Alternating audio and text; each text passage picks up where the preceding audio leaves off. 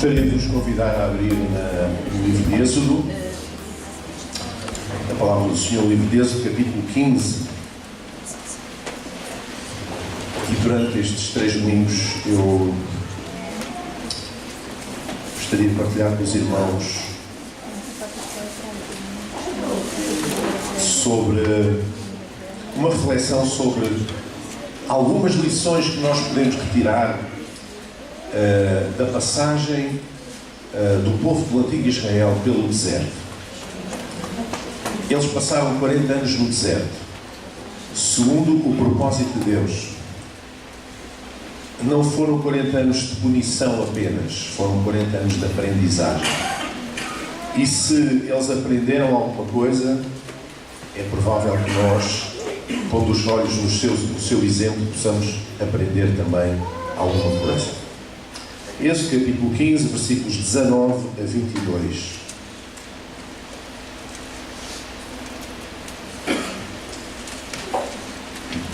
Diz assim a palavra do Senhor: porque os cavalos de Faraó, com os seus carros e com os seus cavaleiros, entraram no mar, e o Senhor fez tornar as águas do mar sobre eles.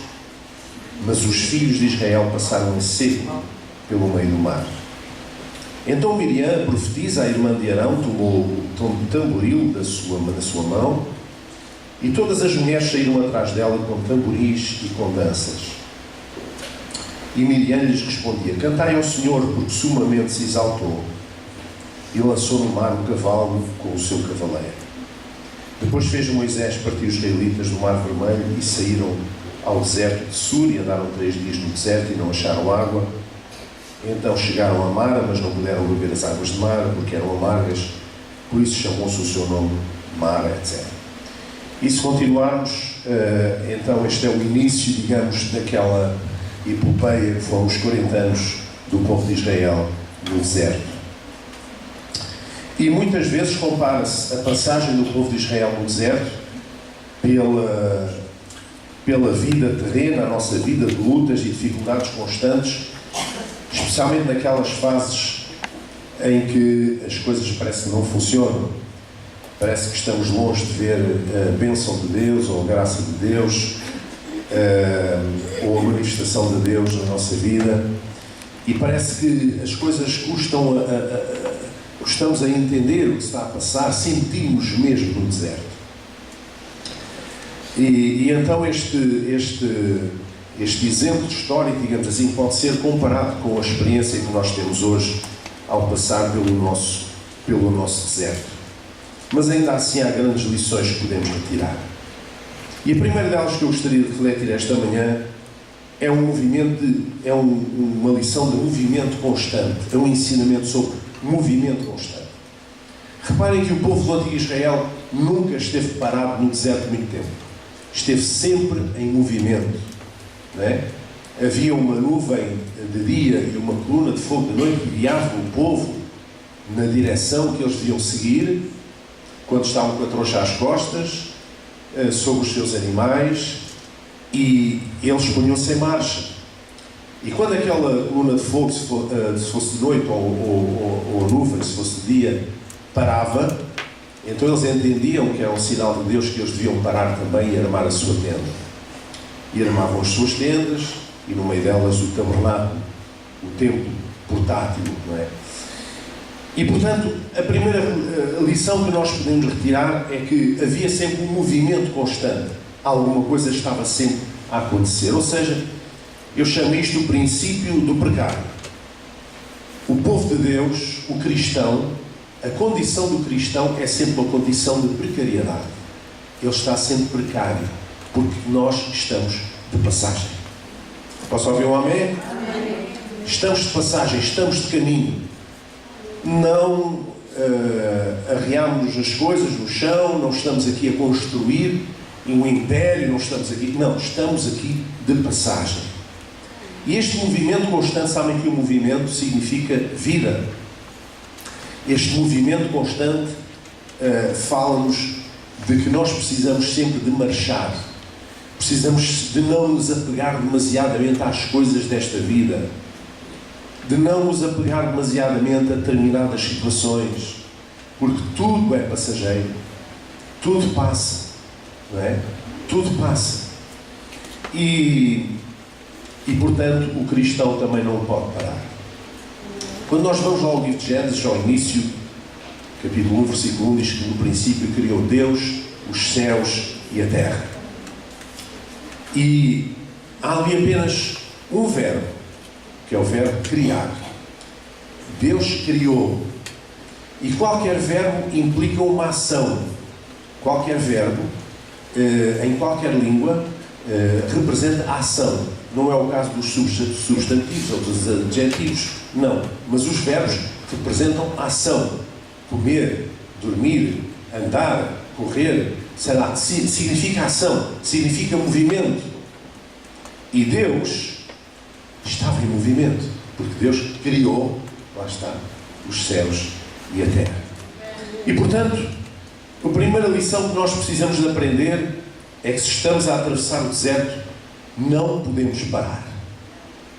Se estás a atravessar um deserto na tua vida, não pares. Não pares. Porque o deserto é um território de passagem. O deserto não é o destino final. O deserto não é o lugar onde tu vais chegar. O deserto é o lugar onde tu passas para ir para outro lugar. Da mesma maneira, o povo de Israel passou pelo deserto durante um tempo, até que tomou posse da terra da promessa.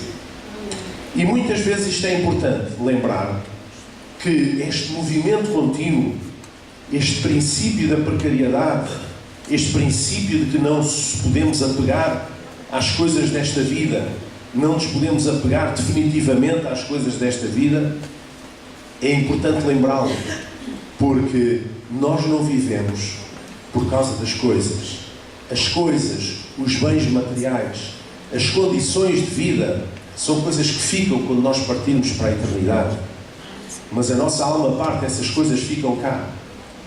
Quantos e quantos indivíduos não criaram grandes fortunas, muitas vezes com muito esforço, com muito trabalho, à custa de muito suor, muito sacrifício, e depois um dia partem e deixam aos filhos, e os filhos traçalham aquilo em 2 tempos, estouram o dinheiro em 2 tempos, da maneira pior possível, de uma maneira completamente improdutiva, que se eles, os que partiram, soubessem, davam 30 voltas na tumba, não é? Portanto, nós não nos podemos apegar, os cristãos não se podem apegar às condições de vida, às coisas materiais. Naturalmente devemos contar com a graça de Deus e a bênção de Deus, isso é bíblico, Deus faz-nos prosperar, Deus abençoa, naturalmente que sim, mas o nosso coração não pode estar nessas coisas. Não pode estar. Nós não estamos apegados a essas coisas. Há valores mais altos, há coisas mais importantes. Nós estamos a passar pelo deserto. A terra da promessa significa, a terra que mana leite e mel, significa o nosso destino. Significa a eternidade na presença de Deus. Esse é o nosso destino. Por agora nós estamos a passar pelo deserto desta vida. Portanto, convém que nós não nos deixemos ficar quietos, sossegados no deserto, mas que estejamos constantemente em movimento, porque essa é a vontade de Deus, nós estamos a caminho. Amém? O segundo aspecto é decorrente do primeiro, é a questão da frugalidade. O povo de Israel, do antigo Israel, no deserto, eles utilizavam apenas aquilo que era estritamente necessário. Não é? Eles tinham os animais de carga, mas levavam apenas aquilo que era necessário. Eles não tinham um faqueiro com 120 peças e mais um trem de cozinha para 12 pessoas, se por acaso só tinham 6 pessoas na família. Eles tinham aquilo que era estritamente necessário para depois embrulhar, para em cima dos animais e depois andar, porque o seu princípio era do movimento constante. Eles recusavam o supérfluo. O templo do deserto, o tabernáculo, era portátil. Era para ser transportado facilmente desmontado e montado e transportado em cima dos animais para o lugar onde eles se dirigiam. As cortinas eram feitas de peles de animais. Tudo aquilo era feito dos materiais que eles tinham à mão. E, portanto, tudo aquilo era muito frugal, muito simples. Nada era supérfluo. Não é? As casas das famílias também eram tendas. Eles, quando tinham que partir, desmontavam a tenda, guardavam a tralha nos sacos, não é? E nos panos embrulhados, e partiam para a próxima jornada, que eles não sabiam onde é que ia parar, quando é que ia parar, mas Deus os dirigia. E, meus irmãos, aqueles que têm experiência com Cristo sabem bem que é preferível a instabilidade com Deus do que a estabilidade sem Deus. É preferível nós estarmos numa situação um pouco instável, mas termos Deus na nossa vida, do que estarmos numa situação perfeitamente estável e não termos Deus na nossa vida. O deserto pode ser uma grande aprendizagem daquilo que é essencial na nossa vida. Por vezes, passarmos pelo deserto representa que nós passamos a dar valor àquilo que de facto tem valor e passamos a desvalorizar aquilo que é supérfluo. Nós somos bombardeados todos os dias pelos meios de comunicação social, pelas televisões, pelas redes sociais, pelos jornais, pelas rádios, por toda a comunicação, bombardeados pela propaganda para comprarmos coisas que não precisamos. Todos os dias. Mas porque achamos que o vizinho tem, o primo tem, o tio tem, o amigo tem, achamos que também devíamos ter. E às vezes as pessoas não valorizam aquilo que têm e vão logo comprar outra coisa quando ainda não precisam dessa outra coisa. Havia uns velhotes, já falei aqui, acho eu, um casal que eram casados há mais de 50 anos e perguntaram-lhes uma vez num programa de televisão porque é que eles aguentaram o casamento, conseguiam estar casados durante 50 anos, que hoje é tão difícil, não é? E eles diziam, é porque no nosso tempo, a gente quando partia um tacho de barro, mandava-se por uns gatos, não é? Mandava-se arranjar. E agora não, deita-se fora e compra-se um de plástico novo. E isto é interessante porque é um bocadinho aquilo que acontece também nas relações sociais, mas acontece muito nas coisas materiais. Aliás, as coisas são feitas hoje, os objetos, os eletrodomésticos, tudo isso é feito para ter uma duração limitada. Uma impressora de um computador é feita para chegar a um determinado momento, ela não está estragada, mas deixa de imprimir, porque está programada para obrigar a que a pessoa vá comprar outra. É os ditames enfim, é uma ditadura industrial, digamos assim, e económica do mundo que nós estamos a viver. E esta cultura, muitas vezes, penetra em nós, porque entra pelos olhos, entra pelos ouvidos, é aquilo que está presente na sociedade e nós somos influenciados nesse sentido, de gastar o dinheiro naquilo que não é pão e naquilo que não pode satisfazer, como diz a palavra do Senhor. E tantas vezes é isso que acontece. E deitamos dinheiro à rua. Nós, no trabalho social, as pessoas que trabalham mais diretamente no trabalho social sabem que há pessoas que acorrem ao trabalho social que não sabem gerir o seu dinheiro. São capazes de não ter dinheiro para comer, mas têm dinheiro para o tabaco e têm dinheiro para ter um telemóvel XPTO, que eu não tenho. Não é? Não sabem o que é supérfluo e o que é fundamental. E o deserto, por vezes, ensina-nos. O deserto que Deus permite que venha à nossa vida, muitas vezes é para nos ensinar a ter uma vida frugal, a ter uma vida em que nós possamos compreender o que é essencial e o que é que nós podemos dispensar. O que é que importa e o que é que não interessa. É? E verdadeiramente darmos lugar a essa expressão bíblica que não gastar dinheiro naquilo que não é pão, naquilo que não pode satisfazer. Amém? Esta é uma das outras lições que nós podemos aprender com o povo do antigo Israel no deserto.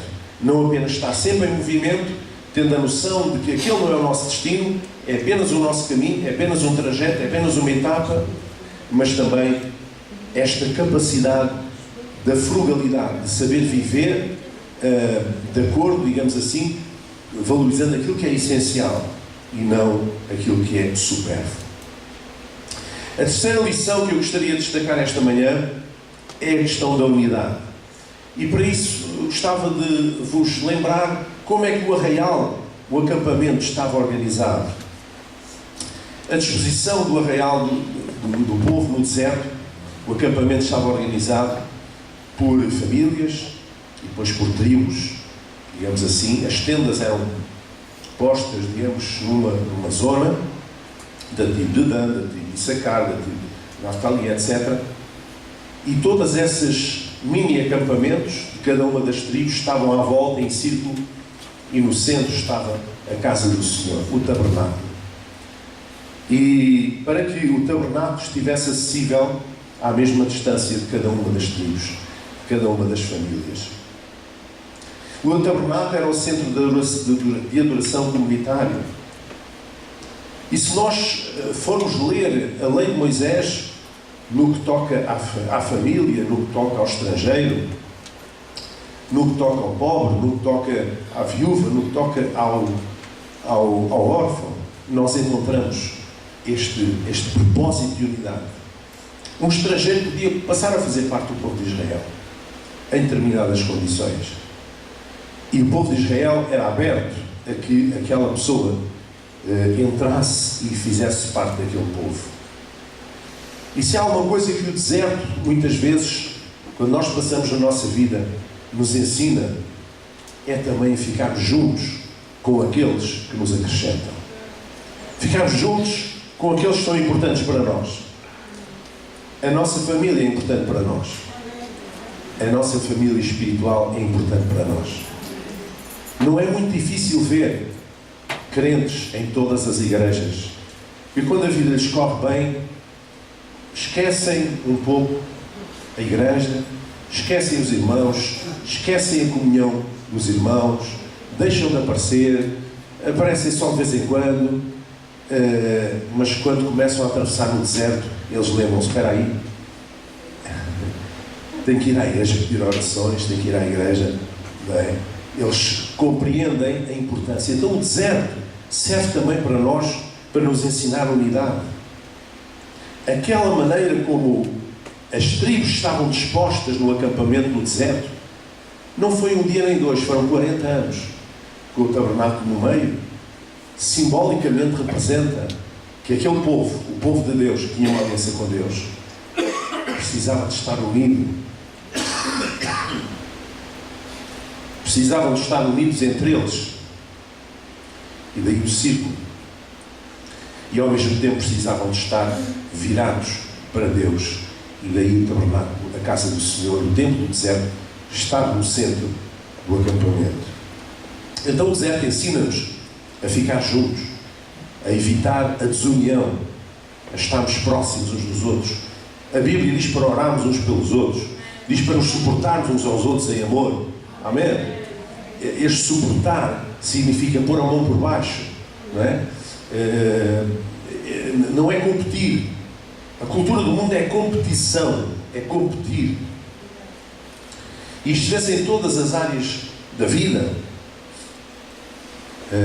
E mesmo os jornalistas caem muitas vezes neste, especialmente os que fazem política, caem muitas vezes nesta triste prática, que é alguém diz uma coisa e eles vão ter com o outro, que é de outra cor, dizer, o fulano disse isto assim, assim, às vezes distorce um bocadinho aquilo que ele disse e descontextualizam. O que é que você tem a dizer sobre isto? Para não ter veneno, para ver se o outro se descai a dizer qualquer coisa, depois vão ter com o outro. Tipo como na escola havia aqueles quadrilheiros, que aqueles miúdos, e as raparigas também, que diziam, fulana disse isto assim, assim de ti.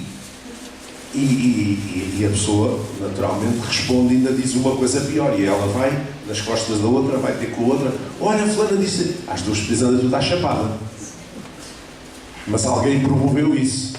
Alguém cultivou essa... Então essa é a cultura que nós temos hoje na sociedade, uma cultura de confronto e uma cultura de competição. Mas a cultura do Reino de Deus é a cultura da cooperação. Amém? É a cultura da unidade, é a cultura da cooperação, é a cultura do perdão, é a cultura do conceito, da concepção, do princípio, da consciência de que nós precisamos uns dos outros, somos membros uns dos outros, e todos somos membros do corpo de Cristo. Então o deserto ensina-nos o valor da unidade. E finalmente o último aspecto que eu gostaria de realçar esta manhã é o aspecto da libertação. A passagem do Mar Vermelho representa o corte com o passado, o corte com o Egito, a libertação da opressão espiritual que existia no Egito por causa dos deuses estranhos. Durante 400 anos, os hebreus viveram no Egito. Durante os primeiros anos viveram bem, digamos assim, enquanto José era vivo. Depois, quando José morreu, as coisas começaram a mudar um pouco e os egípcios começaram a ficar incomodados porque aqueles estrangeiros, aquela colónia de estrangeiros, de hebreus, vivia no delta do Nilo, portanto, numa das regiões mais ricas do ponto de vista agrícola, porque José não os mandou para o Nilo, lá para o deserto, mandou-os para o delta do Nilo, que era o lugar, a região por excelência, agrícola por excelência, porque quando o Nilo extravasava, quando havia as cheias, que eram periódicas, todos os anos acontecia, as águas do Nilo fertilizavam as terras tudo ali à volta, em toda aquela extensão, tornando-as excelentes para a agricultura e, portanto, para a pastorícia também. E os egípcios começaram a ficar incomodados que havia ali uma colónia já há tantos anos e eles reproduziam-se tanto. Tinha uma taxa de mortalidade infantil muito baixa em relação à dos egípcios. Portanto, as crianças eram mais fortes, sobreviviam mais. E eles começaram a pensar que qualquer deles são mais do que nós. E temos que pôr o termo a isto. José já tinha morrido há muitos anos e também o povo foi escravizado depois. E a certa altura, quando eles estavam debaixo da maior tormenta da escravatura dura, eles lembraram-se, não que tivessem conhecimento direto disso, porque isto foi várias gerações, 400 anos depois da família de José descer ao Egito, mas porque em transmissão oral, de geração em geração, tinha chegado até eles notícias de Abraão, de Isaac, de Jacó, notícias daqueles patriarcas que tinham andado com Deus, das coisas gloriosas que Deus já tinha feito no passado com eles, do poder desse Deus dos seus antepassados. E eles, numa situação muito crítica, eles clamaram a Deus a certa altura e disseram: Senhor, faz-nos sair deste lugar para que nós possamos ir e adorar-te. Repare que eles não conheciam muito bem o Deus dos antepassados, mas eles não podiam era cultuar os deuses dos egípcios, que os oprimiam de tal maneira, que lhes roubavam a carne e o sangue. E Deus ouviu o clamor do seu povo, diz a Bíblia, e providenciou um processo de libertação. Então Moisés foi chamado, veio, esteve com o faraó, e ao fim de um longo processo, das pragas, etc., lá conseguiu que o faraó permitisse que o povo saísse, sob o comando de Moisés, em direção à península do Sinai. E ao passar o Mar Vermelho, esta passagem do mar representa um corte com o Egito. Eu disse aqui a semana passada, creio eu, que o Egito representa o pecado, espiritualmente falando, da Bíblia. E era um lugar onde eles não podiam adorar a Deus, porque era um lugar de opressão espiritual. Os deuses estranhos estavam muito presentes e não havia como fazê-lo. Eles tinham que sair dali. Este processo de libertação significa, o deserto para eles foi um processo de libertação. Foi o início de eles começarem a aprender quem era o Deus dos seus antepassados. Depois de eles passarem para o deserto, e depois de algumas tentativas ainda de voltar ao passado, porque não é fácil cortar com o passado, Lembram-se que um dia Moisés estava na montanha e cá embaixo andavam a tirar as argolas, os braceletes, os brincos, não sei o que, de ouro, para fazer uma reprodução de das divindades do Egito, o Goiapis, e fizeram um bezerro de ouro e começaram a dar aos saltos e a cantar de volta dele. E o bom do Moisés teve que partir as primeiras tábuas da lei e mandar derreter aquele ídolo, e foi uma coisa feia. Mas depois destas tentativas todas, Deus dá a lei a Moisés, ou seja, Deus explica ao seu povo, revela-se quem é, revela-se como é que quer ser adorado e revela-se o que é que Ele espera deles. Ou seja, o deserto para o povo, para os hebreus, para o povo do antigo Israel, representou libertação. Libertação dos deuses estranhos e revelação do Deus dos antepassados. E a ida ao deserto na nossa vida pode significar a oportunidade para nos libertarmos daquilo que desagrada a Deus. Muitas vezes, quando estamos a passar em momentos difíceis, quando estamos a passar pelo deserto, nós temos mais consciência, estamos mais centrados, estamos menos distraídos e centramos-nos mais em nós e em Deus. E quando nós nos centramos em nós e em Deus e na nossa relação com Ele, o Espírito Santo começa então a trabalhar no nosso coração e na nossa mente. E começa a mostrar-nos aquilo que desagrada a Deus. Não é preciso ninguém vir dizer-nos. Não é preciso nenhum papel. Não é preciso nenhum Espírito Santo de orelha.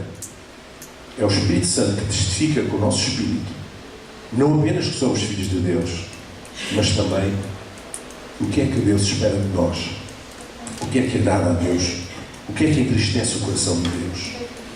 Então a passagem do deserto pode ser também isto, pode ser também um processo de libertação, uma oportunidade para nós nos libertarmos daquilo que desagrada a Deus. Então, irmãos, ao longo destes 3 domingos, peço desculpa, nós vamos refletir sobre o deserto. O deserto também tem os seus segredos. O deserto também tem as suas belezas. Não é?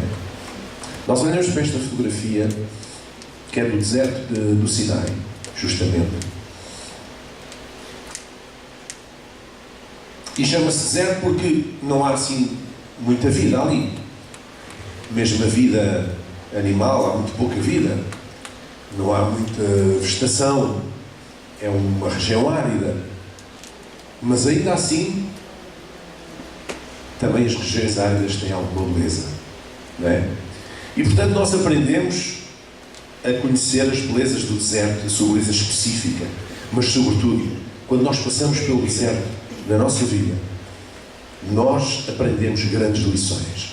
À semelhança daquilo que aconteceu com os hebreus no Antigo Testamento, quando passaram pelo deserto, nós também aprendemos muitas lições. Irmão, não despreze os dias do deserto. Não despreze a passagem pelo deserto. Ele não é o seu destino final. Ele é um território de passagem. Você está de passagem para um lugar muito mais glorioso. E que a sua fé se possa firmar nisto. Amém? Que a sua fé se possa firmar nisto, que se possa firmar os seus pés nas promessas de Deus.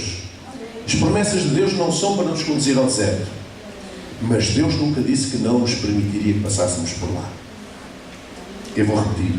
As promessas de Deus não são no sentido de nos conduzir ao deserto, mas Deus nunca disse que nós não passaríamos por lá. Ele disse: no mundo tereis aflições, no sentido de passareis por aflições, mas tendo bom ânimo, eu venci o mundo.